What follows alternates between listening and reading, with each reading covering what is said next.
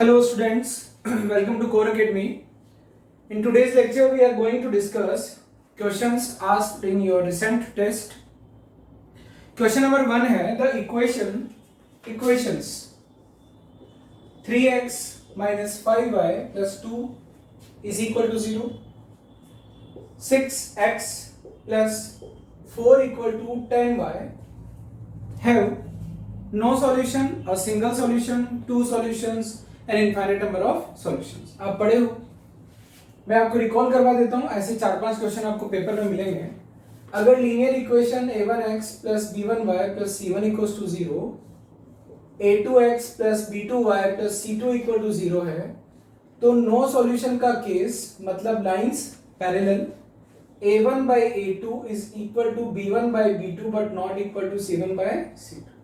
Infinite solutions का case मतलब दोनों लाइंस कोइंसाइडिंग. याद दिला रहा हूं, समझाया था तब तो अच्छे से बताया था, मतलब जब पढ़ाया था तब आपको सिस्टमेटिकली मैंने समझाया था, अभी बस आपको याद दिला रहा हूं. इनफाइनाइट सॉल्यूशन का केस दोनों इक्वेशंस सेम होना चाहिए,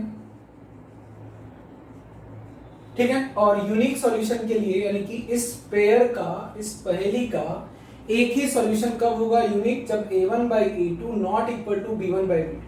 किसी बच्चे ने मेरे से पूछा था कि सर ऐसे में what about c1 by c2, तो nothing about c1 by c2. c1 by c2 इसके बराबर हो ना हो कोई फर्क नहीं पड़ता, हमें सिर्फ ये चेक करना. तो ये कह रहा है कि ये जो सिस्टम है, ये जो पेयर है, this pair has single solution, unique solution, no solution, infinite solution. तो हमें दोनों इक्वेशंस को स्टैंडर्ड फॉर्म में लिखना पड़ेगा. 3x minus 5y plus 2 is equal to 0, 6x minus 10y plus 4 equal to 0. a1 by a2 कितना आया 3 by 6, that is 1 by 2. b1 by b2 minus 5 by minus 10, b1 मतलब coefficient of y is equal to half. c1 by c2 2 by 4, that is half. If three ratios are same, इधर मत देखना, अब आपको याद होना चाहिए. अगर ऐसा है मतलब दोनों इक्वेशंस एकदम एक जैसी हैं. कैसे? अगर आप इसको 2 से डिवाइड करोगे तो you will get the same equation, ठीक है. तो यानी क्या हो गया here infinite solutions.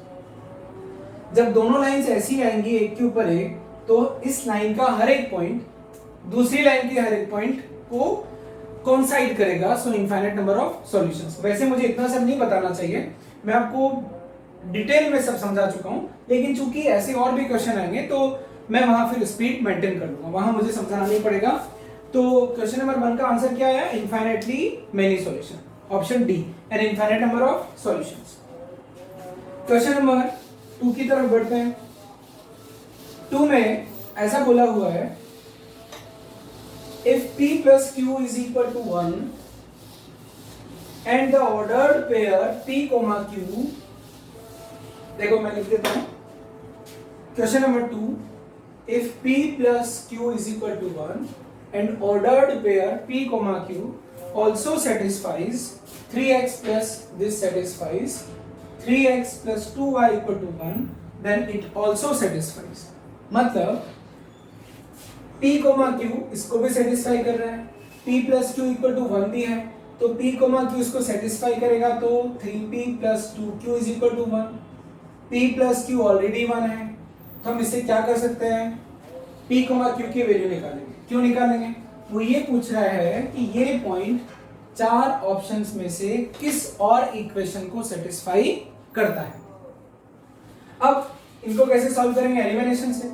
2q 2p 2 subtract किया, ये खल्लास प्लस का p, 3p minus 2p plus का p, 1 minus 2 minus 1, तो p is equal to minus 1, q is equal to minus 1, इधर गया 2, तो सॉल्यूशन क्या हो गया? -1, 2.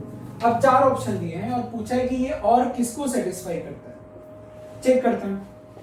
3x plus 4y is equal to 5, 5x plus 4y equal to 4, 5x plus 5y equal to 4.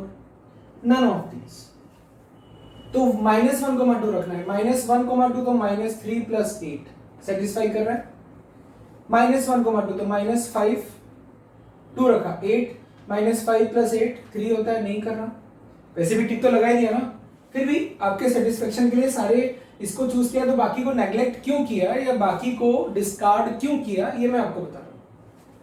-1 रखा तो -5 + 10, 5 आना चाहिए था, 4 आ रहा है, ये भी गया, यानी option A will be ticked. Next question number 3 पर आते हैं। क्वेश्चन नंबर 3 है, if x = y, question number 3, x = y, 3x minus y is equal to 4 and x plus y plus z is equal to 6। तो आपसे पूछा है कि z क्या होगा। अच्छी बात है। यहां पर बच्चों अगर आप ध्यान से देखोगे तो कितने वेरिएबल्स हैं, 1 2 x और y और एक z, और पूछा z की वैल्यू है। इस सिस्टम से यानी पहली में आपकी बार कितनी इक्वेशंस हैं, 3 इक्वेशंस। तो 3 इक्वेशंस देकर के आपसे कहा जा रहा है कि बताइए what will be the value of z। अब हम भी बड़े दिमाग वाले हैं, इन दोनों से हम लोग x y को सेपरेटली सॉल्व कर सकते हैं कि नहीं। x = y है, दोनों वेरिएबल इक्वल हैं, इसका मतलब ये इक्वेशन हो जाएगी 3x - x। सब्स्टिट्यूशन का सहारा लिया, 2x = 4, x = 2, x = y, तो x = y = 2 + 2 + z = 6, z कितना हो गया 2। Quite simple. तो किस पर टिक करेंगे, value of z is 2।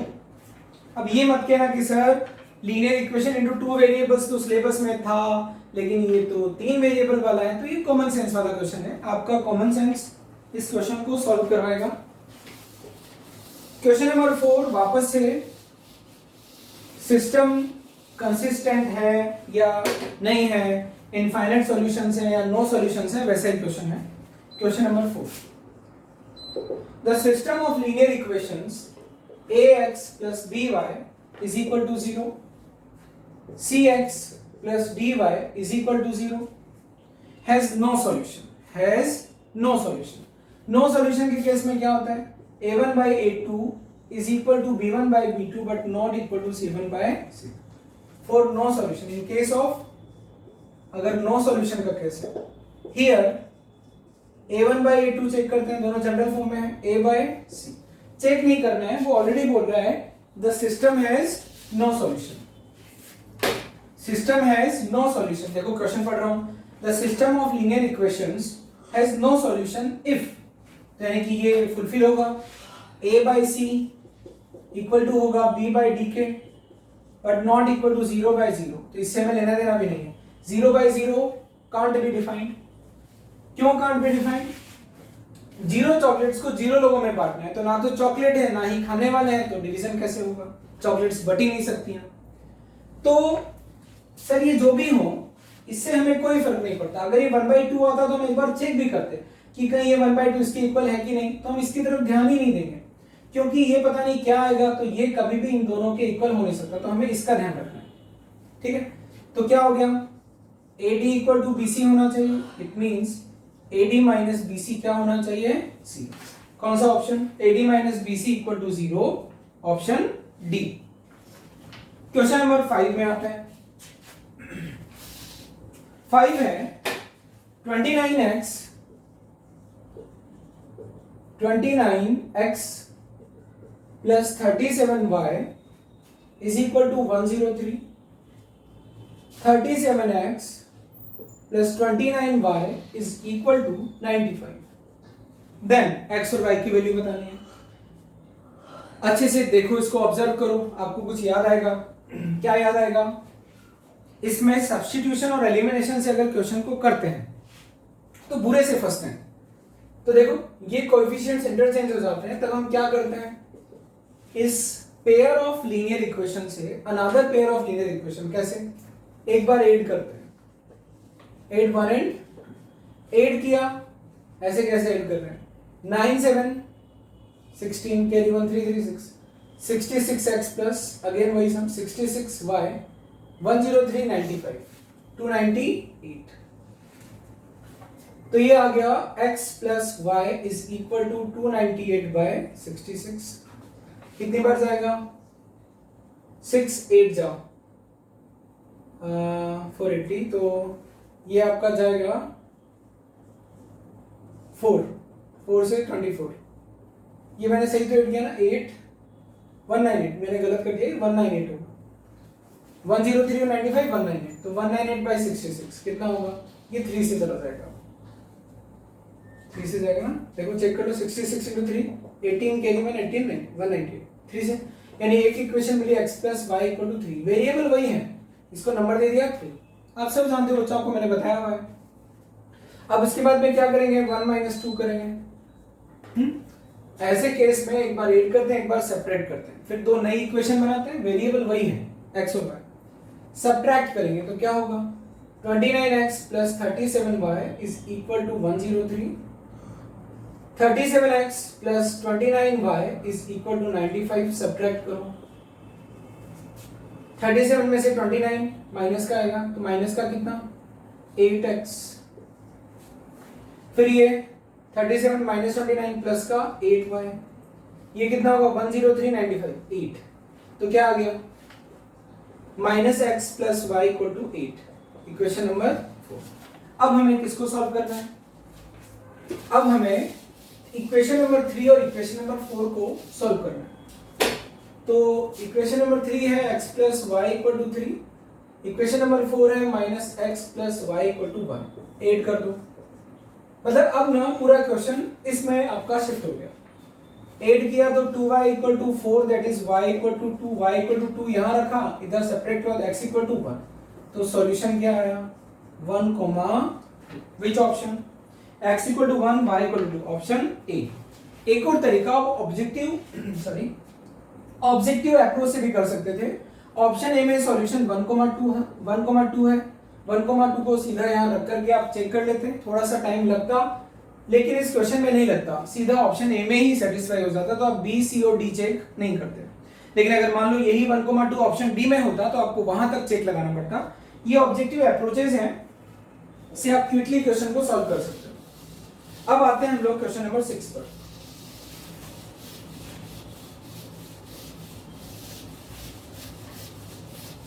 Question number 6 है,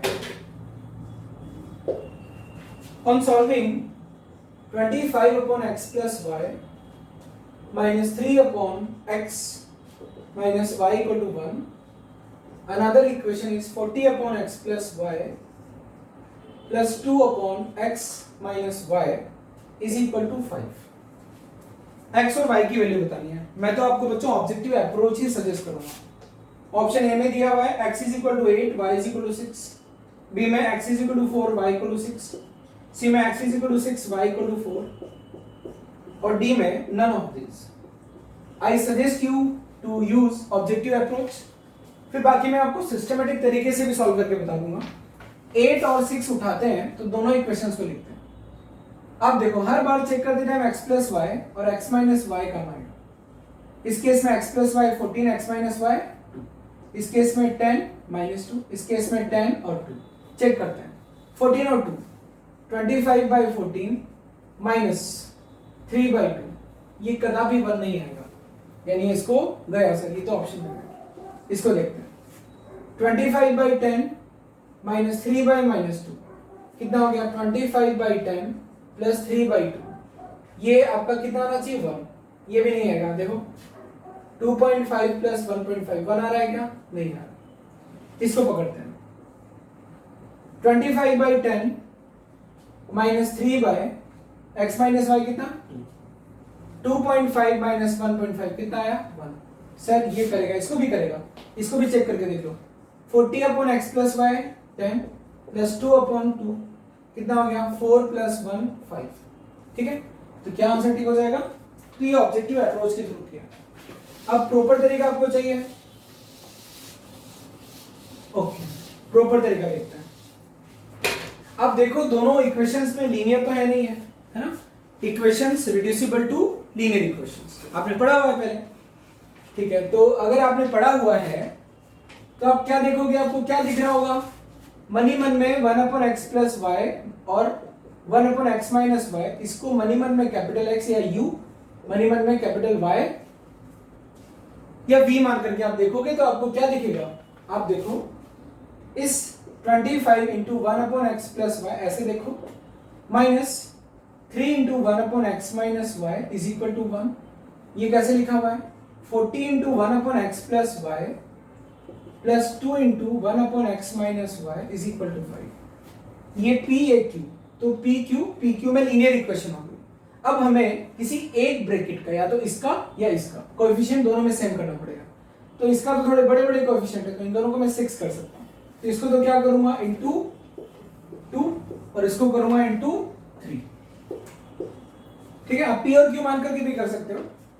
तो क्या हो गया, 50/x plus y minus 6/x minus y equal to 2 से मल्टीप्लाई किया, इसको 3 से किया तो 120/x plus y plus 6/x minus y into 3, 5 into 3 50। अब क्या करेंगे, ऐड करेंगे, ऐड करूंगा तो क्या आया, दिस 170/x प्लस वाई, ये निपट लिया और ये 70, ये कटा 10 तो x प्लस वाई कितना आया, 10 आया। देखो तो x प्लस वाई 10 आ गया, x प्लस वाई 10 कहाँ रख दो, क्योंकि हमें x माइनस वाई भी चाहिए, तो इसको कहाँ रख दोगे, किसी एक इक्वेशन में रख दो। तो 40/x प्लस वाई, क्योंकि मुझे x माइनस वाई भी चाहिए, plus 2/x minus y is equal to 5, ये कटा 4 इधर ट्रांसफर हुआ तो 2/x minus y equal to 1, x minus y equal to 2। अब x और y के लिए सॉल्व करना है, x प्लस वाई 10 है, x माइनस वाई 2 है, ऐड किया 2x इज इक्वल टू 12, तो x कितना आया, 6 यहां चिपकाया तो y कितना आया, 4, 6,4 इज द सॉल्यूशन। तो सी ऑप्शन आ गया। अब आगे बढ़ते हैं, क्वेश्चन नंबर 7 देखते हैं। 7 में आपसे ये पूछा गया है कि ग्राफ में द ग्राफ ऑफ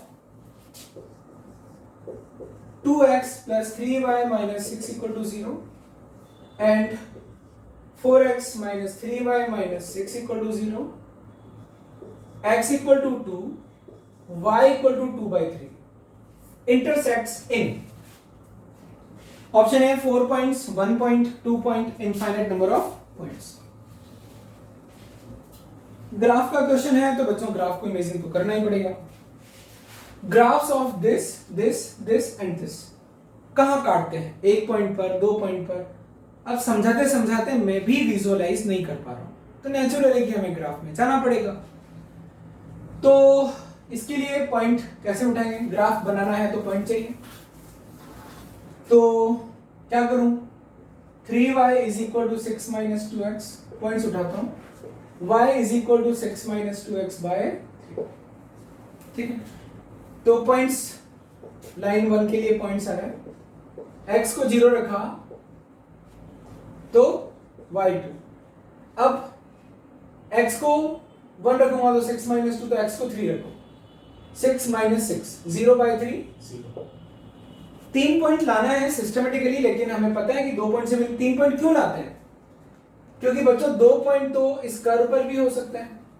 अगर 3 पॉइंट ज्वाइन करने पर लाइन आ रही है तो पक्का फिर वो लाइन ही होगी, इसलिए मिनिमम 3 पॉइंट हम लेकर के आते हैं। लेकिन अभी हमें पता है कि ये भी लाइन है, ये भी लाइन है, ऊपर से ऑब्जेक्टिव क्वेश्चन हो रहा है।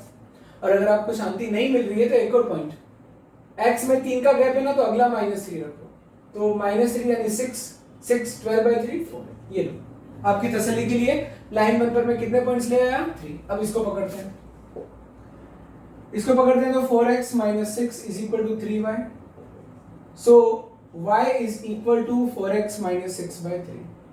अब मुझे पॉइंट चाहिए इस पर, क्योंकि लाइन ड्रॉ करनी है ना। x इक्वल टू 0 रखा, 0 माइनस 6 माइनस 6 बाई 3 माइनस 2, 4 बन जा 4 माइनस 6 मजा नहीं आएगा, तो 4 2 जा 8 माइनस 6 मजा नहीं आएगा, 3 जा 4 3 जा 12 माइनस 6 6 बाई 3 एक पॉइंट ये आ गया। अब अगला पॉइंट 3 का गैप है ना, तो -3 रखो, -12 माइनस 6 -18 बाई 3 माइनस 3 पॉइंट ये आ गए। इनको तो ड्रॉ करना बहुत ही आसान है, ये उस लाइन को रिप्रेजेंट करता है जिस लाइन पर आने वाले सारे पॉइंट्स का एक्स कोऑर्डिनेट 2, और ये उस लाइन को रिप्रेजेंट करता है जिस लाइन पर आने वाले सारे पॉइंट्स के वाई कोऑर्डिनेट 2/3। तो अब देखते हैं, अब देखो अगर आप इसको ड्रॉ करोगे, पता है मैंने आपको थोड़ा सा उलझाया है ताकि आप ग्राफ में जाओ, फिर मैं आपको मुद्दे पढ़ाऊंगा।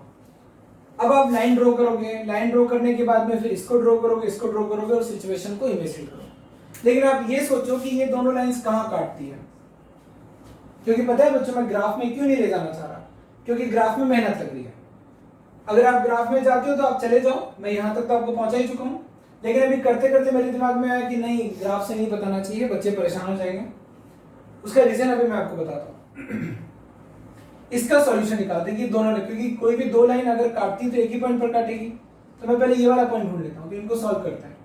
ये क्या है, 2x + 3y = 6, 4x - 3y = 6, add किया 6x = 12, तो x कितना आया 2, x2 आया, और x2 रखा मैंने किसी भी इक्वेशन में, इसमें रखा तो 2, x को 2 रखा तो 4 + 3y = 6, y कितना आया 6 - 4 2/3। मतलब ये दोनों लाइंस जहां काटेंगी वो कौन सा पॉइंट होगा, 2,2/3, 2,2/3 ये वाला पॉइंट होगा। यहां पर काट रही होगी दोनों लाइंस, कैसे भी काट रही होगी, लेकिन यहां काट रही होगी।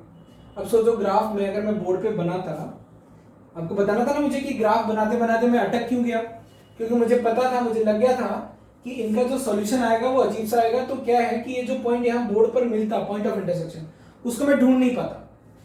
तो ये वाला पॉइंट क्या आया 2,2/3। अब x = 2 मतलब x = 2 यहीं से निकलेगी, ये वाला पॉइंट भी तो 2, ये वाला पॉइंट भी 2,0, ठीक है। तो ये x = 2 और y = 2/3 ऐसे निकलेगी। तो इस तरीके से केस बनेगा, यानी ये दो लाइंस काटेंगी, फिर एक लाइन ऐसे निकलेगी, एक लाइन ऐसे निकलेगी, लाइन 1 लाइन 2, इनका पॉइंट आया 2,2/3, फिर ये y = 2/3 और ये x = 2। तो ये चारों लाइन कहां काट रही है, एक ही पॉइंट पर काट रही है, वो पॉइंट है 2,2/3। ठीक है, बहुत अच्छा क्वेश्चन है। तो ये चारों लाइंस 1 पॉइंट पर इंटरसेक्ट करती है, तो इसका आंसर आ जाएगा 1 पॉइंट ऑप्शन बी। आगे बढ़ते हैं, question number 8।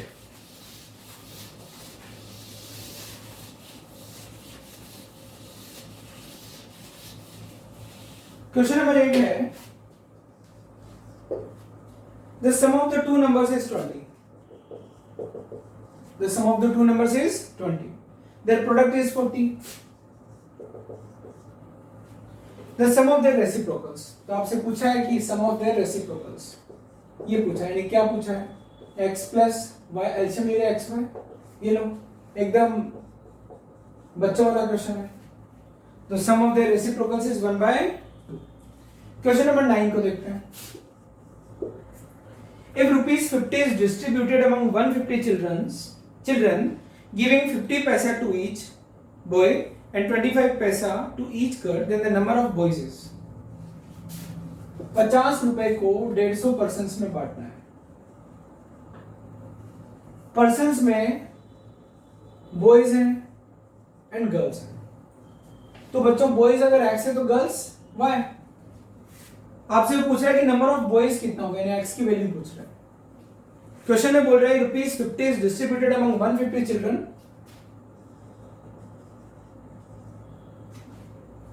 Giving 50 paisa to each boy and 25 paisa to each girl, then number of the boys is. मतलब ये तो पहली हो गई, 50 रुपए को 150 बच्चों में बांटो। पुराने जमाने का क्वेश्चन, अभी तो कहां पैसे चलते हैं, नहीं चलते ना, ठीक है। तो 50 रुपए को 150 लोगों में बांटना है, 150 बच्चों में बांटना है, 150 बच्चों में, कि हर लड़के को 50 पैसा दिया जाए और हर गर्ल को 25 पैसा दिया जाए। देखो डिस्क्रिमिनेशन तो ये लोग कर रहे हैं, है ना। अब ये आप मेरे को मत बोलना कि सर गर्ल को कम दिया जा रहा है, वैसे गर्ल्स को ज्यादा, हमने तो ये देखा है कि लड़कियों को ज्यादा मिलता था पैसा। तो बहुत बचपन में लड़ाई भी होती थी इस बात पे, है ना, आपको पता हो बच्चों। अब यहाँ पर ना बात करते करते बात आ गई। आप ईमानदारी से बताओ, अगर आपकी कोई बहन है तो उसके पास ज्यादा पैसा होता है कि आपके पास? देखो मैं तो भुगत मेरी दीदी के पास हमेशा ना पैसा ज्यादा ही रहता था। राखी का भी पैसा हो गया, और इधर से आई मैं भैया दूज हमारी तरफ चलती थी उसका पैसा हो गया, कोई अंकल आंटी आते थे या चाचा चाची या मामा मामी आते थे वो भी दीदी को ज्यादा पकड़ा करके जाते थे, तो लड़कियों के पास ज्यादा ही रहता, पता नहीं इधर क्या डिस्क्रिमिनेशन है नहीं पता मेरे को, तो जो भी है। अब यहाँ जा, तो बात ये थी कि 50 रुपीज को 150 चिल्ड्रन में बांटना था, 50 पैसा देना था बॉयज को और 25 पैसा देना था गर्ल को, और वो पैसा पूरा खप जा रहा है। आप बताओ कि ऐसे सिचुएशन में नंबर ऑफ बॉयज कितना था?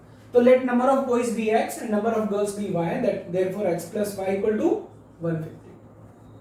अब हर एक लड़के को 50 पैसा दिया यानी आधा रुपया, 50 पैसा मतलब 50/100, आधा रुपया, 1/2 इंटू x, इतना रुपया खप गया किसमें? बॉयज में, प्लस y का यानी कि 25 पैसे में 1/4 होता है, गर्ल को मिलने वाला रुपया इतना, ये कितना हो जाएगा? 50। बन गई ना दो इक्वेशन।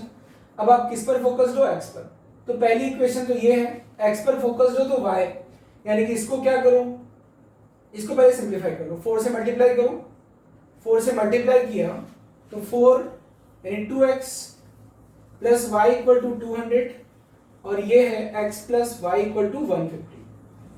y एलिमिनेट करना है, x चाहिए तो सब्ट्रैक्ट कर दो directly, x - 2x - x, 150 - 200 -50, x कितना आया? 50। तो बच्चों बॉयज कितने हैं? 50। गर्ल्स कितनी?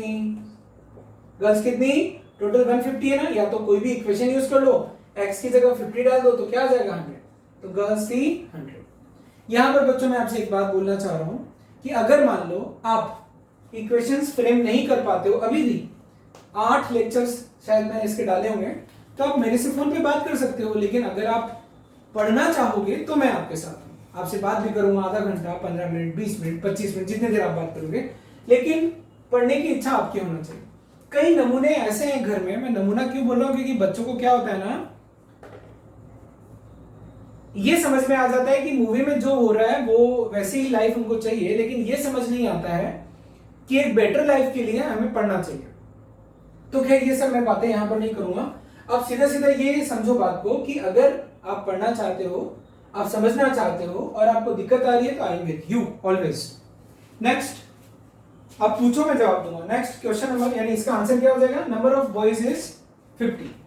तो which option? D option is correct option. Question number 10 पर आते हैं।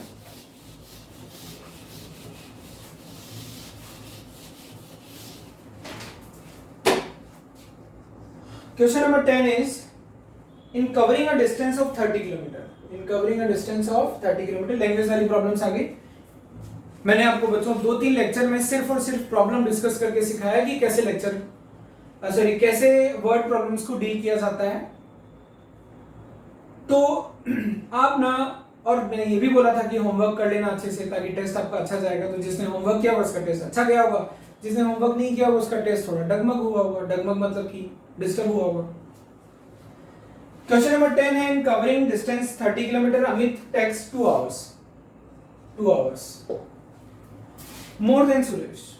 अमित टेक्स 2 आवर्स, याद रख लो इसको, Amit takes 2 hours more than Suresh. यानी सुरेश अगर 4 घंटे लेते हैं तो अमित 6 घंटे, सुरेश अगर 10 घंटे लेता है तो अमित 12 घंटे।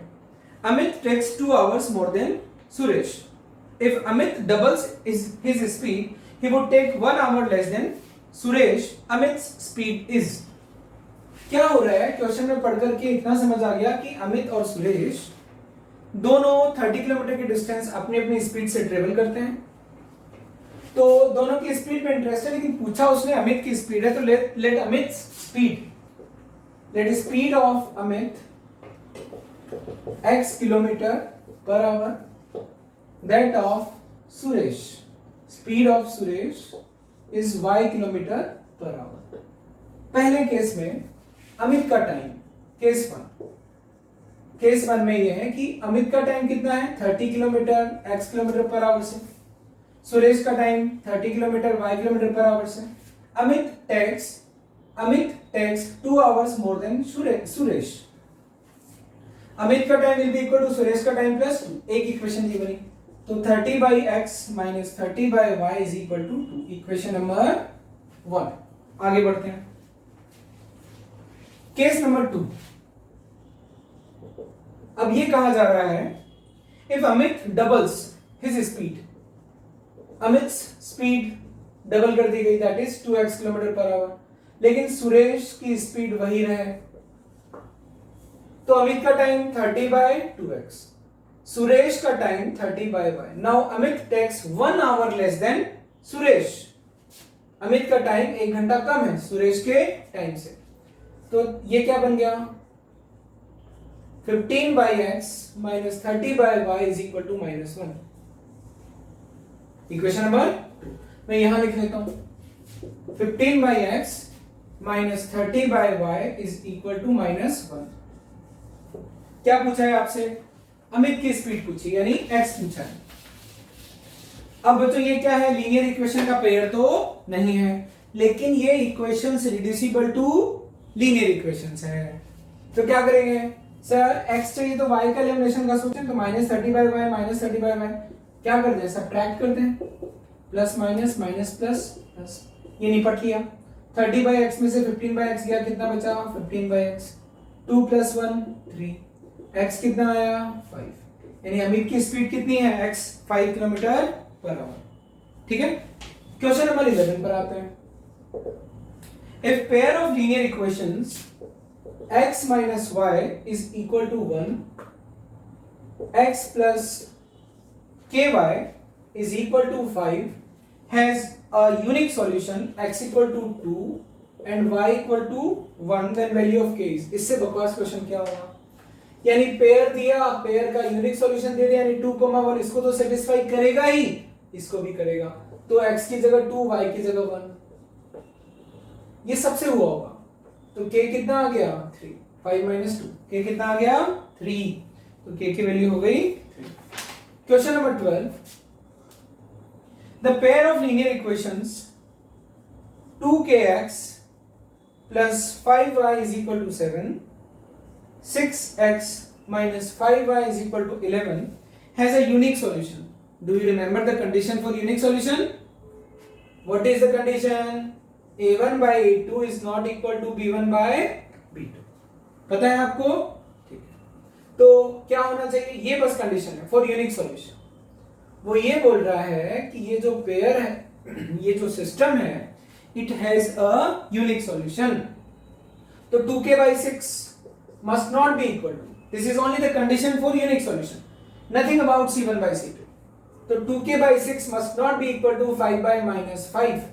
ये कंडीशन लगाते टाइम दोनों इक्वेशंस का फॉर्मेट एक जैसा होना चाहिए, दोनों इक्वेशंस का फॉर्मेट एक जैसा है, इसका मतलब 2k/6 मतलब k/3 must not be equal to -1, इसका मतलब k क्या नहीं होना चाहिए -3 नहीं होना चाहिए, तो k क्या नहीं होना चाहिए -3 नहीं होना चाहिए, तो क्वेश्चन नंबर 12 का answer A.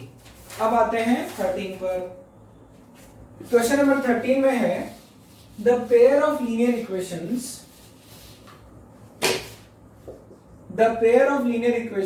3x plus 5y is equal to 3 and 6x plus ky is equal to 8 do not have any solution, no solution, the system of linear equations has no solutions means a1 by a2 का condition पता है आपको, क्या condition है no solution की, a1 by a2 is equal to b1 by b2 but not equal to,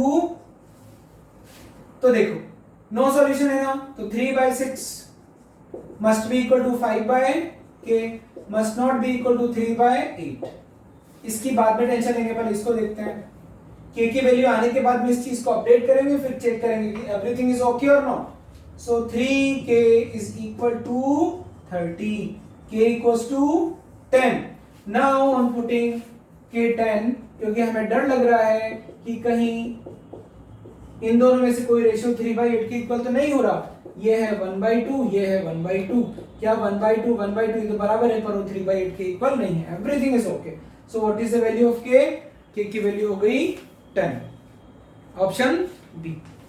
ठीक है, next question है question number 14।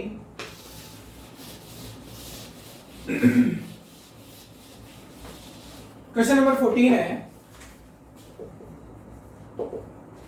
The pair of linear equations kx plus 4y is equal to 5 3x plus 2y is equal to 5 is consistent only when, ये मजेदार question है बच्चों। System of linear equations imagine करना, क्योंकि ये वो चीज है जिसको मैंने टच नहीं किया है, पढ़ाया है, पर जो चीज बोलना चाहिए, एक लाइन मैंने आपको नहीं बोली।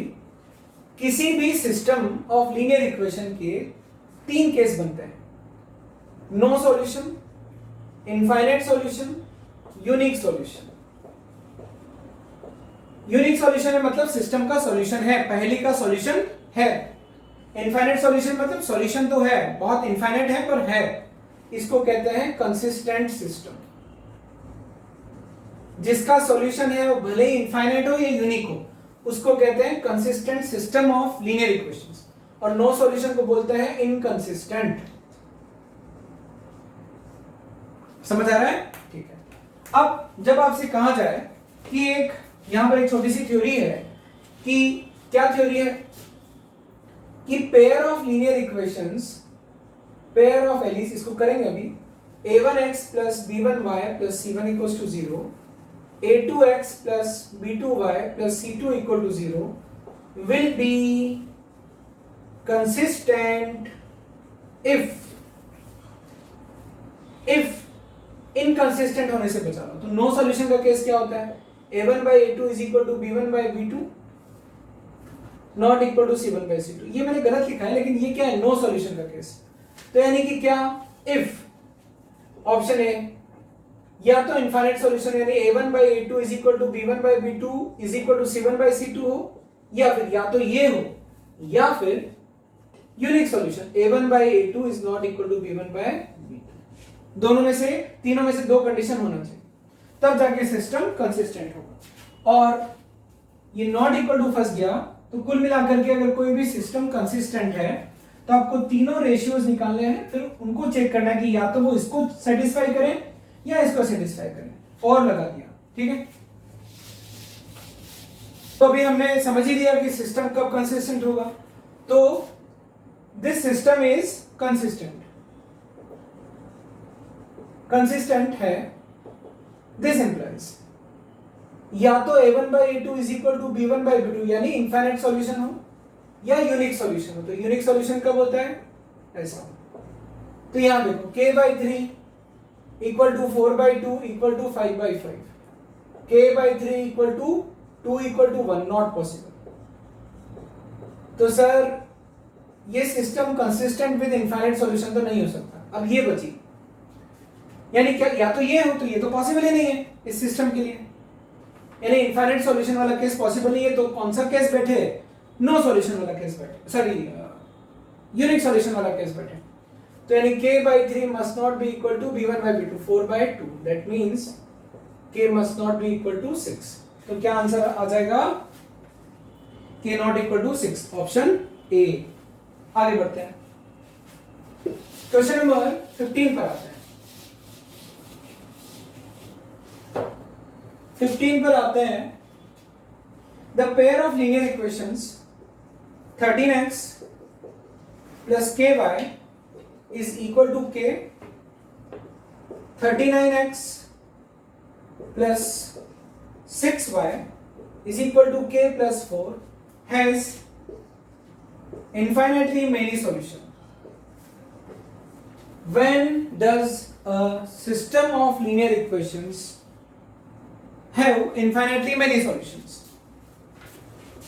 In case of infinitely many solutions, दोनों इक्वेशन सेम होना चाहिए, फॉर्मेट सेम है, और दोनों इक्वेशन सेम होना चाहिए, यानी ये होना चाहिए 13 by 39 must be equal to k by 6 must be equal to k upon k plus 4। अब ऐसी प्रॉब्लम हमने की थी, सर इसको पहले सॉल्व करें, इसको सिंप्लीफाई कर देते हैं। 1 by 3 is equal to k by 6 is equal to k upon k plus 4। बच्चों अगर इसको सॉल्व करोगे तो क्वाड्रेटिक इक्वेशन बनेगी, नहीं इससे भी नहीं बनेगी, कैसे क्या कट जाएगा। तो पहले इन दोनों पेयर से सॉल्व करते, तो कितना आया, फ्रॉम, यानी k की वैल्यू अगर 1 से ज्यादा आएगी, मैंने आपको समझाया हुआ है कि जब ऐसा हो तो अब आराम से तीनों रेशियो को तो हम एक साथ सॉल्व कर नहीं सकते, तो कोई दो रेशियो को हम सॉल्व कर लें, फिर अगर कोई दो रेशियो दोबारा लेना पड़े तो भी सॉल्व कर लो। के की जो भी वैल्यू आएगी आने के बाद में फाइनल तीनों रेशियोज का इक्वल होना जरूरी है in case of infinitely many solutions. तो from first and second ratio what do I get? 1/3 equal to k/6, k equal to 2. From second and third ratio अगर आपका मन कर रहा है, वैसे तो सॉल्व नहीं करना चाहिए, k इक्वल टू 2 मान लेना चाहिए, लेकिन फिर भी from second and third ratio k/6 is equal to k upon k plus 4, cross multiply करो, k स्क्वायर, वैसे k को मैं कैंसिल कर सकता हूं, ठीक है, क्योंकि k कैंसिल अगर नहीं करते हो तो क्रॉस मल्टीप्लाई कर दो, k की एक वैल्यू 0 भी आएगी, तो k की वैल्यू 0 एक्सेप्ट नहीं करेंगे हम, या फिर आप कर लो, क्योंकि ऐसे इक्वेशंस में बच्चों वेरिएबल को कैंसिल नहीं करते, क्योंकि अगर मान लो सिर्फ आप इसी को सॉल्व कर रहे हो तो इसको k इक्वल टू 0 सेटिस्फाई कर रहा है कि नहीं कर रहा? कर रहे हैं ना, ठीक है। तो जब भी ऐसा इक्वेशन है तो सॉल्व कर रहा हूं मैं इसको, k square plus 4k is equal to 6k, k square minus 2k is equal to 0, k into k minus 2 is equal to 0। अब आप बोलोगे कि सर यहाँ पर थोड़ा थोड़ा ना दिमाग से ऊपर से निकल गया। बच्चों आप एक कॉमन मिस्टेक करते हो, x इंटू एक्स प्लस 1, अगर इस इक्वेशन को सॉल्व करना हो, हम लोग सीखेंगे नेक्स्ट चैप्टर क्वाड्रेटिक इक्वेशन में, नहीं क्वाड्रेटिक इक्वेशन हाँ नेक्स्ट चैप्टर में। तो यहाँ पर x into x plus 1 equal to 0 है, तो आप क्या करते हो, x से डिवाइड कर देते हो, तभी फिर x प्लस 1 से भी डिवाइड कर दो, क्या हो रहा है? तो आप जब x से डिवाइड करते हो तो आप x इक्वल टू 0 के सॉल्यूशन होने की पॉसिबिलिटी खो देते हो। 0 इसको सेटिस्फाई कर रहा है, कभी भी इक्वेशन में वेरिएबल से डिवाइड नहीं करना है। अगर ऐसा हो तब आप 2 से डिवाइड कर सकते हो, लेकिन वेरिएबल से कभी डिवाइड नहीं करना है, ठीक है। तो ऐसे यहां पर काटना नहीं है। तो अब क्या आया, एक तो k इज इक्वल टू 0, ये पूरा कब 0 गया, तो ये 0 हो या k इक्वल टू 2। अब यहां से दो वैल्यूज हैं 4, अब आपको कंफ्यूजन हो गया कि सर 0 लें कि 2 लें, 4k equal to 0, 1/3 equal to 0/6 equal to 0 upon 4, false. क्यों? 0 इक्वल टू 0 पर 1/3 इज नॉट इक्वल टू 0, तो नॉट एक्सेप्टेड, k की value 0, not accepted. 4k equal to 2, ratio is या condition is 1/3 2/6 2 upon 6, 1/3 equal to 1/3 equal to 1, acceptable,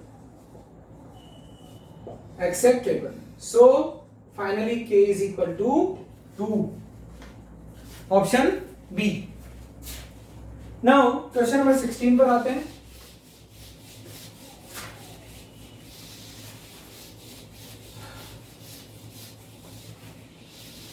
question number 16 भी वैसा ही है, no solution, unique solution, बहुत सारे question है ऐसे, क्योंकि बच्चों इंपॉर्टेंट चीज है इसलिए मैंने भी नंबर ऑफ क्वेश्चंस बढ़ा के दिए हैं। 16 the pair of linear equations 3x minus 5y plus 1 equals to 0, 2x minus y plus 3 equal to 0 has a unique solution। अरे ये तो बहुत सिंपल क्वेश्चन है, has a unique solution x equal to x1 and y equal to y1। तो आपसे क्या पूछा, x1 और y1, बस आपको बुद्धू बना करके पूछ लिया थोड़ा लैंग्वेज में कि इसका सॉल्यूशन x1 y1 है, तो यानी कहने का मतलब अब आप उसका सॉल्यूशन निकालो, x को x1 से कंपेयर कर दो तो x1 की वैल्यू आ जाएगी, और जो सॉल्यूशन का y होगा वो y1 की जगह आ जाएगा। तो आपको कुल मिलाकर इसको सॉल्व करना है। तो देखो इसको कर देता हूं इंटू 2, है ना, तो 6x minus 10y plus 2 equal to 0, इसको कर देता हूं इंटू 3, x को टारगेट किया था मैंने, 6x minus 3y plus 9 equal to 0, क्या करूं, आप सब्ट्रैक्ट करता हूं, ये निपट लिया, minus 10 plus 3 minus 7y, 2 minus 9 minus 7, minus 7y equal to 7, y is equal to minus 1, put y is equal to minus 1, ये तो क्या हो गया, y1 तो minus 1 हो गया, y is equal to minus 1 in any of the equation, 3x minus 5 into minus 1 plus 1 equals to 0, 3x plus 5 plus 1 6 equal to 0, x equal to minus 2। तो solution क्या आया, x equal to minus 2, y equal to minus 1, तो x1 तो minus 2, y1 minus 1, तो पूछ रहा है then y1, तो y1 कितना हो गया, minus 1, option B. Question number 17 पर आते हैं। पता है मैंने क्वेश्चन को सॉल्व करने से पहले सोचा कि वो x1 y1 दोनों पूछ रहा है, अगर ध्यान से पढ़ता तो मैं एलिमिनेशन में सीधा y की वैल्यू ही निकालता, और शायद मैंने y की वैल्यू ही निकाली थी, चलो ठीक है। नहीं, लेकिन मेरे दिमाग में ये था कि x1 y1 दोनों पूछ रहे हैं, है ना। तो अब आते हैं अपन क्वेश्चन नंबर 17 पे। The pair of linear equations x plus 2y is equal to 5 and 3x plus 12y is equal to 10। और जो इस लेक्चर में उसी का मन लगेगा जिसने पेपर सॉल्व किया, नेचुरल सी चीज है। 3x plus 12y is equal to 10 has unique solution, no solution, more than 2 solutions। वही क्वेश्चन आ गया, यानी आपको बताना है। तो यहाँ पर a1 by a2, अब वो बोल नहीं रहा है कि इसका यूनिक सॉल्यूशन है या इनफाइनाइटली मेनी सॉल्यूशंस है, तो हमें तीनों रेशियोज निकालना पड़ेगा, फिर देखना पड़ेगा कि तीनों में से किस कंडीशन को सेटिस्फाई करता है, ठीक है। तो a1 by a2 1 by 3, दोनों का फॉर्मेट सेम है। b1 by b2 2 by 12। बच्चों, प्यारे प्यारे बच्चों, a1 by a2 is not equal to b1 by b2 means system has unique solution। आगे C1 C2 की जरूरत ही नहीं पड़े निकालने की। हाँ, अगर ये दोनों बराबर आ जाते तब फिर निर्णायक स्थिति कहां से आती, डिसीजन ऐसे लेना पड़ता। अगर ये आ जाता तब ये देखना पड़ता कि बराबर C1 by C2 है या not equal to C1 by C2। अगर बराबर C1 by C2 आता तो इनफाइनाइटली मेनी सॉल्यूशंस, और ये आता तो नो सॉल्यूशन। बहुत अच्छा, देखो आप जो बोल रहे हो ना मेरे को सुनाई भी दे रहा है, क्योंकि बच्चों में एकदम मगन होकर के पढ़ाता हूँ, ठीक है। सर आप अपनी तारीफ कर लिया करो बस, ठीक है, नहीं कर रहा हूँ तारीफ। तो यानी क्या आया, unique solution, option A. Question number 18 है, if sum of the ages of a father and his son in years is 65। Language वाली प्रॉब्लम, फादर और उनका बच्चा, फादर की एज x और सन की एज y, तो x plus y is equal to 65। फिर आगे बोल रहा है and twice the difference of their ages in years is 50। Twice the difference of their ages, twice the difference of their ages is 50। Then age of the father is, father की age यानी x निकालना। एक equation तो क्या, sum of their ages 65, ages के difference का दुगना, यानी कि डिफरेंस कितना आया 25। फादर की एज x निकालना है, ऐड कर दो, y एलिमिनेट हो जाएगा, 2x निपट लिया। 25 और 65 कितना होता है 90। तो पिताजी कितने साल के हैं, 45 साल के, ठीक है, option A. Question number 19। Question number 19 भी है लैंग्वेज वाला। A fraction becomes 4 by 5 when 1 is added to each of the numerator and denominator. However, if we subtract 5 from each, then it becomes, so let the fraction is numerator x, denominator y. The fraction becomes 4 by 5. The fraction becomes 4 by 5 and 1 is added to each numerator and denominator. एक equation यहां से टपक गई, 5x plus 5 is equal to 4y plus 5x minus 4y, 4 minus 5 minus 1। एक equation तो ये हो। However, if we subtract 5 from each,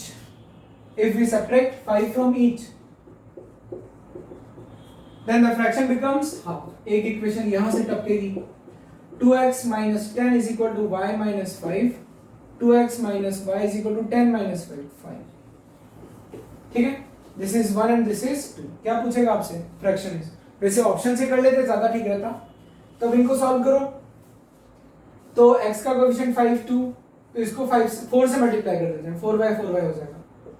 तो 5x minus 4y, इसको कुछ नहीं किया, इसको इंटू 4 किया, इसको इंटू 4 किया, तो 8x minus 4y equal to 20। क्या करूं अब, सब्ट्रैक्ट कर रहा हूं, ये निपट लिया। 5 minus 8x minus 3x minus 21, x कितना आएगा 7, x equal to 7, 2 में पुट कर दूं 14, put this in equation number 2 into 7 minus y is equal to 5. 14 minus 5 is equal to y. तो y कितना आएगा? 14 minus 5 9. इसका मतलब फ्रैक्शन क्या है? फ्रैक्शन है x by y. x क्या है? 7 by 9. Which option? C option. देखो आपको चार ऑप्शंस दिए हुए थे A B C. Objective questions में से दिमाग भी लगाया करो. 5 by 8, 5 by 6, कुछ बच्चों ने लगाया भी होगा 7 by 9. इसमें से एक ऑप्शन उठाना था. तो पहले एक एक ऐड किया जाए तो 4 by 5 हो जाए. तो एक एक ऐड किया तो 6 by 9 कितना है? 2 by 3. 4 by 5 नहीं हुआ सर, ये ऑप्शन बिल्कुल ठीक नहीं लगाएंगे. +1 किया 6 by 7, ये भी क्या नहीं हुआ? 4 by 5, ये भी नहीं पढ़ लिया. फिर +1 8 by 10 4 by 5, मजे आ गए. दूसरा भी चेक कर लो. 5 माइनस करो. 5 माइनस किया 2 by 4 1 by 2, fraction becomes 1 by 2. यानी कौन सा ऑप्शन? सी. तो वैसे भी तो 7 by 9 ही आ रहा था. ऐसे करते तो जल्दी हो जाता. लेकिन ये सब वो बच्चा कर पाता है जो क्वेश्चन पढ़ करके पहले सोचता है क्या करूं क्या करूं क्या करूं. ऐसे नहीं करता डायरेक्ट क्वेश्चन पढ़ा और लग गया भिड़ गया सॉल्यूशन पे. ठीक है, पहले क्वेश्चन पढ़ा करो फिर उसको सोचा करो, उसके बाद में अपने आप क्वेश्चन सॉल्व होगा अच्छे से. नेक्स्ट क्वेश्चन नंबर 19 हो गया. क्वेश्चन नंबर 20 देखिए. 3 chairs and 2 tables cost rupees 1850. अब वो क्या पूछेगा? The total cost of 1 chair and 1 table. तो लेट, अब ऐसे क्वेश्चन आपने किया हुआ है ना. Cost of 1 chair, let it be x. that of 1 table y. अब क्वेश्चन बोलता जाएगा, इक्वेशंस, क्वेश्चन को पढ़ते जाओ, इक्वेशंस फ्रेम करते जाओ. 3 chairs and 2 tables cost rupees 1850. 5 chairs and 3 tables cost rupees 2850. Then the total cost of 1 chair and 1 table, यानी आपको x plus y पूछा है ना. अब आप क्या करो? चालाकी करो. चालाकी क्या मतलब? x और y आपको पता करना है. तो x और y पता करने के लिए या तो x के कोएफिशिएंट को टारगेट करो या y. तो मैं y को टारगेट कर रहा हूं क्योंकि इनको तो 15 करना पड़ेगा, तो इसको टारगेट कर रहा हूं. ठीक है, ठीक है. तो इस इक्वेशन को क्या किया? Multiply 3. 9x plus 6y 1850 into 3 0 5 3 is 15 1 25 2 5. ठीक है. उसके बाद में इसको किया into 2. 10x 6y 2850 into 2 0 0 7 5 5 7 00. Multiply किया 2 से. सबट्रैक्ट कर देता हूं तो ये निपट लिया. 9x minus 10x minus x. Subtract करना है तो ये नेगेटिव में, तो नेगेटिव में तो आना ही है. 5 7 00 5 5 550. सबट्रैक्ट किया 0. 5 6 minus 5 1 150. x कितना आ गया? 150. x 150 कहीं भी रख दो. Put x equal to 150 in equation number 1. 3 into 150 plus 2y 1850 450. 2y 1850 minus 450 कितना आया? 1450. y कितना आ गया? 1450 बटे 2 725. तो दोनों की कंबाइंड कॉस्ट 150 plus 725 5 7 8 875. मैंने गड़बड़ की है बच्चों, एक भी ऑप्शन नहीं आ रहा है. चेक करो बच्चों. ऑप्शन में इसलिए कर रहा है क्योंकि अब मुझे समझ में आ गया ये यहाँ गड़बड़ है. कितना आएगा? 1400 आएगा. 1850 माइनस 450. ठीक है, देखो ऐसे गलतियां होती है. अब मैं लगा पड़ा हूँ कि 1450 आएगा क्योंकि मेरे दिमाग में क्या था पता है मेरे से गलती क्यों हुई? मैं 400 माइनस कर रहा था. अब वो पता नहीं क्यों मुझे 450 400 दिख रहा था. तो कितना आ गया? 700. बस हो गया. तो ये यहाँ पर आ जाएगा 150 plus 700. तो कितना? 850. तो cost of 1 table and 1 chair and 1 table will be 850. Which option? Option B. Now question number 21.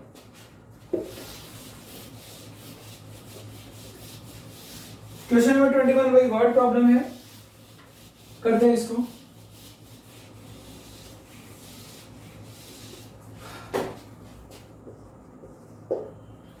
Two horses start trotting towards each other. Trotting मतलब ठीक है, one from A to B and another from B to A. ये A और ये B, एक horse इधर एक horse इधर। Towards each other, one from A to B and another from B to A. They cross each other after 1 hour, and the first horse reaches B. अच्छा, they cross each other after 1 hour. ये पहला condition है, they cross each other after 1 hour, याद रखना क्योंकि अभी तो question पढ़ रहे हैं हम लोग। And the first horse reaches B 5/6 hours before the second horse reaches. Before the second horse reaches. यानी ये बहुत मजेदार क्वेश्चन है। पहला केस तो क्या, they cross each other in 1 hour, after 1 hour.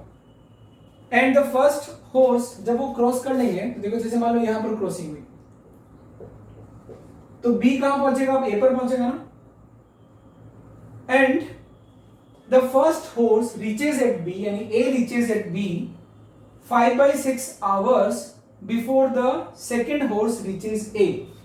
ये जब यहां पहुंचेगा उससे 5/6 hours पहले कौन पहुंच जाएगा, A। याद रखना, if the distance between A and B is 50 km, what is the speed of the slower horse? What is the speed of the slower horse? ठीक है, तो बच्चों स्लोवर कौन होगा, ये क्या बोला, फर्स्ट जल्दी पहुंच रहा है, ये लेट पहुंच रहा है। डिस्टेंस ए और बी की क्या है, 50 किलोमीटर। तो अब आप समझ लो, स्लोवर को क्या मान लो, x, और इसको क्या मान लो, y। तो let speed of slower horse, theory से पता लग ही गया कि स्लोवर कौन है स्लोवर, ये। और तेज स्पीड में कौन दौड़ रहा है, ये, क्योंकि ये पहले पहुंच रहा है 50 किलोमीटर और ये लेट पहुंच रहा है। तो x किलोमीटर पर आवर, और स्पीडी सिंह जो है हमारा वो है उसकी speed y kilometre per our. They cross each other, case 1 crossing. बहुत मजेदार क्वेश्चन है। देखो इसमें स्पीड, डिस्टेंस और टाइम। डिस्टेंस ये A और B के बीच की डिस्टेंस है। क्रॉसिंग पे A यहां आ जाएगा, B यहां आ जाएगा। तो they cross each other in 1 hour. तो 1 आवर में A कितना चलेगा, इसकी स्पीड y थी, इसकी स्पीड x थी। तो 1 आवर में A कितना चलेगा, y इंटू 1, और B कितना चलेगा, x इंटू 1। तो x ये चला, y ये चला, तो x प्लस y कितना हो जाएगा, 50। इक्वेशन नंबर, हमें चाहिए x। बेवजह दोनों वेरिएबल्स नहीं निकालेंगे क्योंकि उसने उस हॉर्स की स्पीड पूछी है जो स्लोवर है। अगला केस बड़ा मजेदार है। The horse, this first horse, देखो अभी भी मुझे क्वेश्चन याद है। The first horse reaches at B 5/6 hours before, तो दोनों का टाइम निकालते हैं। सेकंड केस में time taken by horse A, जो A से निकला था, to reach B, distance 50, speed y, time taken the same by, same for horse B। Horse B का टाइम क्या जाएगा, to reach at A, 50/x। लेकिन क्या बोल रहा है, first horse reaches at B 5/6 hours before horse B reaches at A, यानी इसका टाइम इसके टाइम से 5/6 hours कम है क्योंकि ये जल्दी पहुंच रहा है। तो 50/y का जो टाइम है इसमें अगर 5/6 ऐड करोगे, या ये वाला जो टाइम है ये कम है इससे। बहुत मजेदार क्वेश्चन है। तो क्या आया, 50/x minus 50/y is equal to 5/6। एकदम अटपटी इक्वेशन बनी है। ये तो x plus y equals to 50 और ये ऐसी इक्वेशन बनी है। तो what is the speed of the slower horse? तो अपन क्या करेंगे, मेरे हिसाब से ऑप्शन पकड़ना चाहिए, तो ऑप्शन है, क्योंकि इसमें बच्चों थोड़ा मतलब हम लोग दो ऐसी इक्वेशंस में फंसे हैं कि दोनों को एक साथ पकड़ करके नहीं चल सकते। एक्चुअली यहां से y इक्वल टू 50 - x जब यहां रखेंगे तो ये क्वाड्रेटिक इक्वेशन बनेगी और थोड़ी सी लेंथी हो जाएगी। क्वाड्रेटिक इक्वेशन आप पढ़े नहीं हो, तो x की वैल्यू अगर 30 लूं, ऑप्शन ए में स्लोवर हॉर्स की x ली थी स्पीड, 30 लेकर के चलो तो y कितना बैठेगा 20। अब 30 20 से चेक करो, ये तो बैठ ही रहा है, 30 20 से चेक करो तो 50/30 - 50/20, 5/3 - 5/2, एलसीएम लिया 6, 5/6 आना चाहिए ना, 10 - 15 -5/6 आ रहा है, ऑप्शन ए नहीं है। बी को चेक करते हैं, x है 15 तो y कितना हो जाएगा, y कितना 35। ये लेंगे क्या, नहीं लेंगे, क्यों, x की स्पीड y से ज्यादा होना, नहीं x लोअर है ना। हाँ तो बच्चों ये वाला केस तो अपने को वैसे ही हटा देना चाहिए था, क्यों, क्योंकि x किस वाले हॉर्स की स्पीड है, जो स्लो दौड़ रहा है, यानी ये तो लेना ही नहीं था क्योंकि ज्यादा आ रहा है। ये हम लोग एक बार इस पे सोच सकते हैं, तो 50/15 इसको चेक कर रहा हूं क्योंकि ये तो गया ऑप्शन बी, 15 और 35 लूं तो 50/15 - 50/35, ये 5/6 आ जाएगा क्या, तो देखो 5 से कटा 3 बार, 5 से कटा 10 बार, 5 से कटा 7 बार, 5 से कटा 10 बार, तो 10/3 - 10/7 चेक करो, ये भी आपका 5/6 नहीं आएगा, तो बी भी गया। अब सी देखते हैं, सी अगर 25 लूंगा, सी अगर 25 लूंगा तो y 25, ये भी गया क्योंकि ये वैल्यू इससे कम होना चाहिए। डी 20, x की वैल्यू 20 लूं तो y की वैल्यू 30, ये ले सकते हैं, इसको चेक करते हैं, ये भी गया, ये भी गया, ये भी गया, तो 50/20 - 50/30 कितना आना चाहिए 5/6, तो एलसीएम लिया 6, 3 15, 2 10, कितना आ गया 5/6। अदरवाइज बच्चों इनको सॉल्व अगर इससे करेंगे ना तो आपको मेहनत ज्यादा लगेगी, यानी क्वाड्रेटिक इक्वेशन बनेगी, तो ऑब्जेक्टिव अप्रोच से आप कर सकते हो। इक्वेशंस तो मैंने फ्रेम करवाई दी, लेकिन इक्वेशंस जब फ्रेम हुई तो एक तो प्योर लीनियर आई और एक रिड्यूसिबल टू लीनियर आई, तो उसमें बात नहीं बन पाएगी। और अगर करना ही था तो y इक्वल टू 50 - 6 इसमें रखेंगे तो ये क्वाड्रेटिक इक्वेशन का क्वेश्चन बन जाएगा, है ना। तो क्वाड्रेटिक इक्वेशन हम लोगों ने अभी पढ़ी नहीं है, तो 21 में आंसर क्या आएगा, डी 20 km/h। स्लोवर वाला जो हॉर्स है, जो धीरे दौड़ता है, उसकी स्पीड है 20 km/h।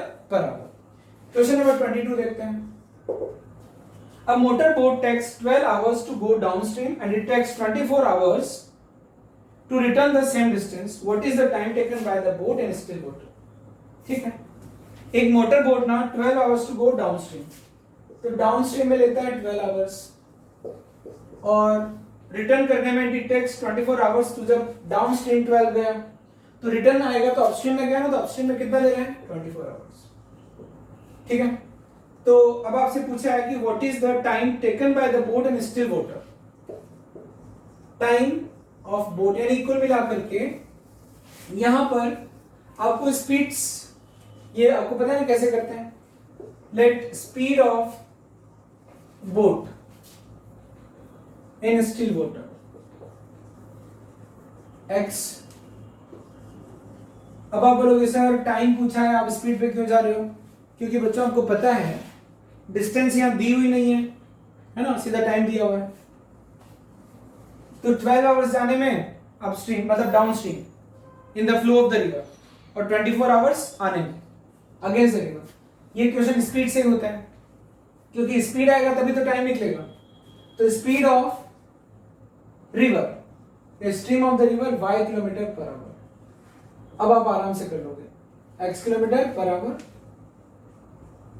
अब केस 1, वो डाउनस्ट्रीम गया, डाउनस्ट्रीम कितनी स्पीड गया मुझे भी नहीं पता, लेकिन डिस्टेंस तो इक्वल ट्रेवल कर रहा है, तो distance is equal to distance. Upstream में जो डिस्टेंस थी और डाउनस्ट्रीम में जो स्पीड थी, डाउनस्ट्रीम जब गया 12 घंटे कितनी स्पीड से गया, x तो बोट की खुद की, पानी भी तो धक्का देगा, फिर ये क्या होगा डिस्टेंस टाइम इनटू, अब अपस्ट्रीम में टाइम 24 आवर्स, स्पीड बोट अपनी ताकत लगाएगी x, पानी y से धक्का देगा, ये आया 2। इक्वेशन बन गई 2x minus 2y is equal to x plus y। क्या बनी equation? x is equal to 3y। इससे क्या कर लेंगे सर? अब अपने को क्या बताना है? बताना है what is the time taken by the boat, what is the time taken by the boat in still water. अगर पानी बहता नहीं तो कितना टाइम लेता? तो अपने को डिस्टेंस चाहिए। क्या चाहिए? डिस्टेंस। कितना वो जो गया और फिर आया, तो डिस्टेंस को ले लेता हूं d। तो बच्चों डिस्टेंस क्या होगी? डिस्टेंस हमारी d मान लो, तो d यानी कि डिस्टेंस या तो ये होगी, ये वाला 24 इंटू एक्स माइनस वाई या 24। अब वो पूछ रहा है what will be the time taken. बहुत प्यारा क्वेश्चन है। Time taken bye boat in still water. Time taken bye boat in still water कितना आ गया? ये होगा डिस्टेंस, फील करते रहो, upon speed of the boat in still water x। तो डिस्टेंस क्या थी? डिस्टेंस थी सर ये वाली उठा लो या ये वाली उठा लो, कोई भी उठा लो। तो मैंने उठाई 12 इंटू एक्स प्लस या 24 into x minus y upon x. X plus y, y की जगह क्या रख सकता हूं? एक्स की जगह 3y रख सकता हूं, या वाई की जगह क्या रख सकता हूं? क्योंकि नीचे x है, y की जगह रख सकता हूं x by 3 upon x। 12 into 4x by 3 upon x कितना है? 12 इंटू 4 बाई 3 16 आवर्स। तो कितना आएगा? 16 आवर्स, ऑप्शन बी। ठीक है। नेक्स्ट अच्छा क्वेश्चन है, इसको आप दोबारा सोचना। इसमें क्या था कि जो ट्रेडिशनल क्वेश्चन आपसे पूछे जाते हैं वो ना लेकर के कुछ अलग ही क्वेश्चन है।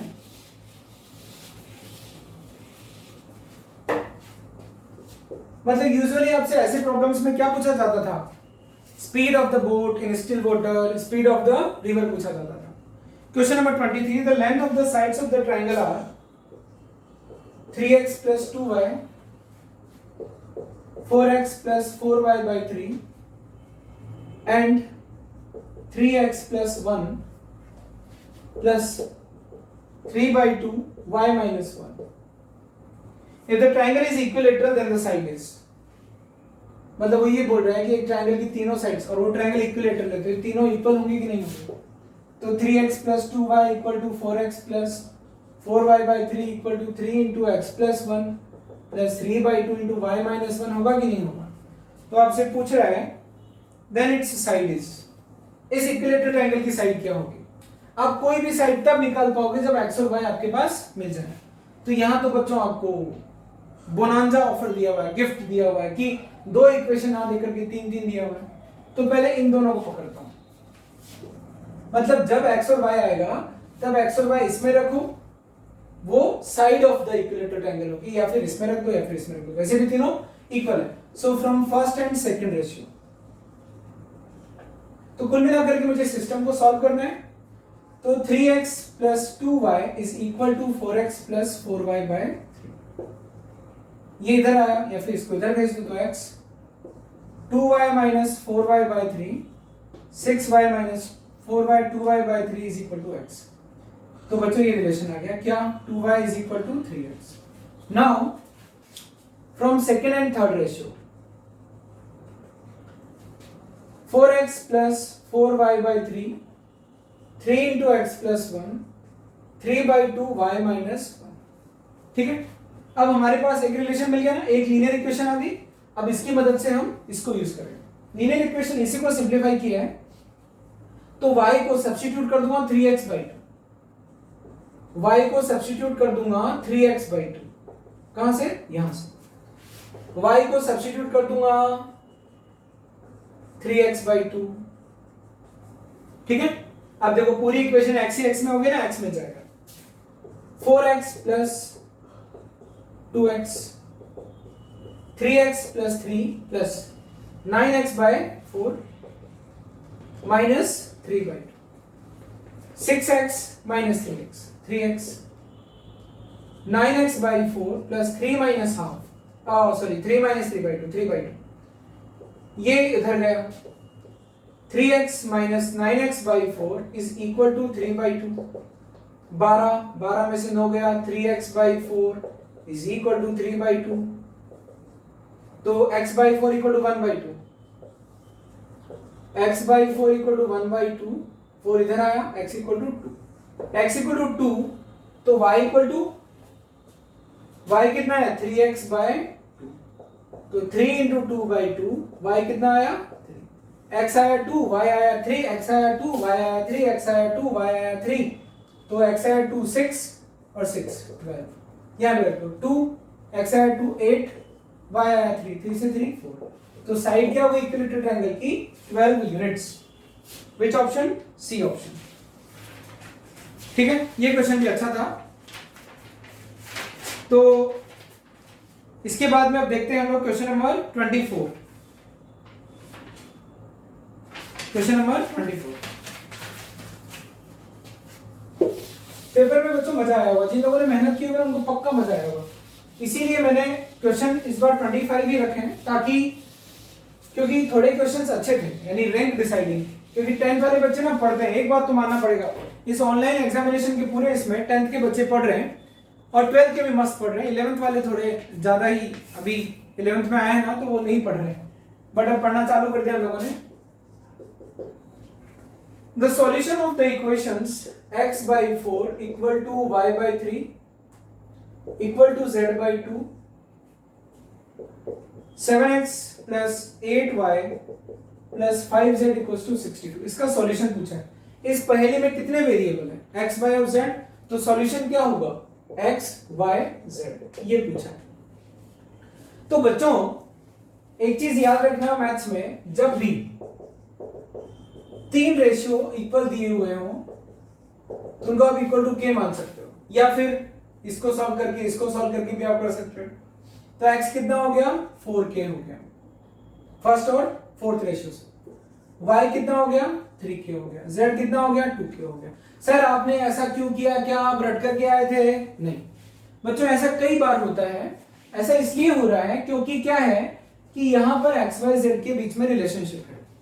जब भी आप इक्वेशंस को डील करते हो, सारा खेल इस बात पर डिपेंड करता है कि आप वेरिएबल्स को किस तरीके से डील करते हो।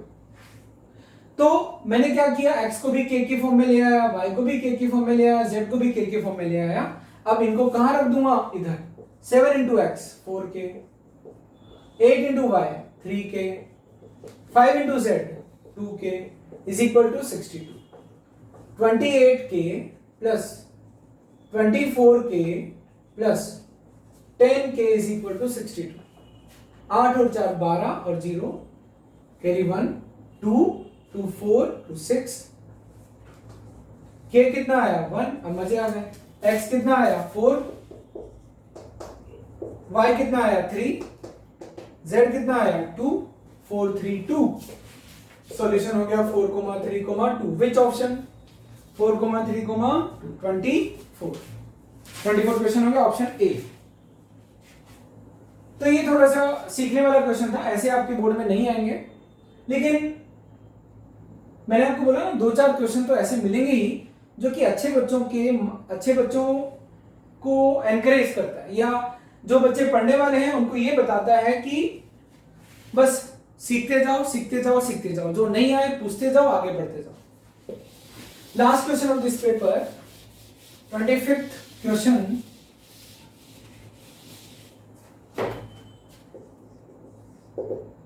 The point of intersection of the straight lines 2x minus y plus 3 equal to 0, 3x minus 7y plus 10 equal to 0, direct पूछ लिया।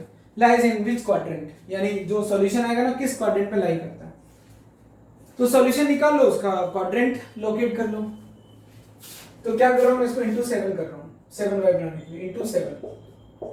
14x minus 7y plus 21 equals to 0, 3x minus 7y plus 10 equal to 0। क्या किया, subtract किया, ये निपट लिया।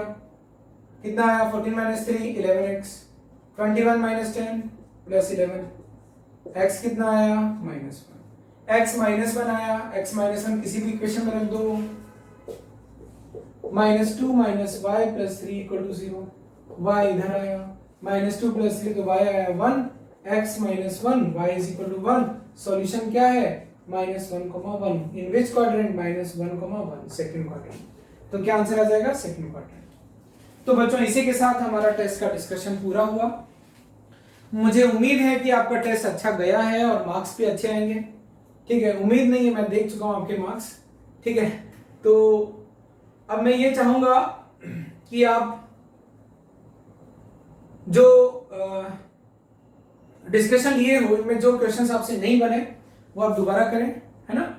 और अब ना आपको एक और चीज ध्यान रखना है कि अब कुछ कोर्स में अपडेशन हुए हैं, यानी कुछ पार्ट रिमूव किया गया है।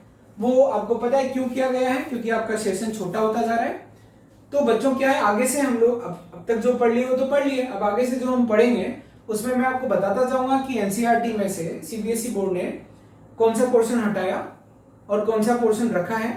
तो हर चैप्टर में हम इसी तरीके से पढ़ेंगे, लेकिन मैं जो हटाया है उसको भी पढ़ाऊंगा, बोल करके पढ़ाऊंगा कि हटा दिया गया है, और लास्ट में पढ़ाऊंगा ताकि बच्चों के कॉन्सेप्ट्स, क्योंकि बच्चों 9-10 के जो कॉन्सेप्ट्स है वो आगे काम आते हैं। तो स्पेशली जो बच्चे बायोलॉजी या मैथ्स लेंगे तो उनके कॉन्सेप्ट्स फिजिक्स और मैथ्स में काम आते हैं, स्पेशली मैथ्स में तो काम आने ही है। इसलिए मैं बता करके पढ़ाऊंगा आगे वाले चैप्टर्स में। आई रिपीट, आगे आने वाले जितने भी चैप्टर्स हैं उनमें टॉपिक्स जो हटाए गए हैं उनको मैं बताऊंगा कि ये हटाए गए हैं, और उनको मैं आखिरी में पढ़ा रहा हूँ। क्यों पढ़ा रहा हूँ वजह आपको पता है, लेकिन जो टॉपिक्स हैं उनको पहले पढ़ाऊंगा, जो एक्सेप्टेड या जो लिए गए हैं, फाइनल जो किए गए हैं। और मैं सजेस्ट करूंगा कि जो हटाए गए हैं उनमें अगर जो टॉपिक आपको समझ आ रहा है आपको समझना चाहिए, आपकी मैथ्स उससे बढ़ेगी, क्योंकि अभी मजबूरी में टॉपिक हटाए गए हैं, हटाना नहीं चाहिए था, मजबूरी में हटाए गए हैं। तो फाइनली बाय बाय एवरीवन।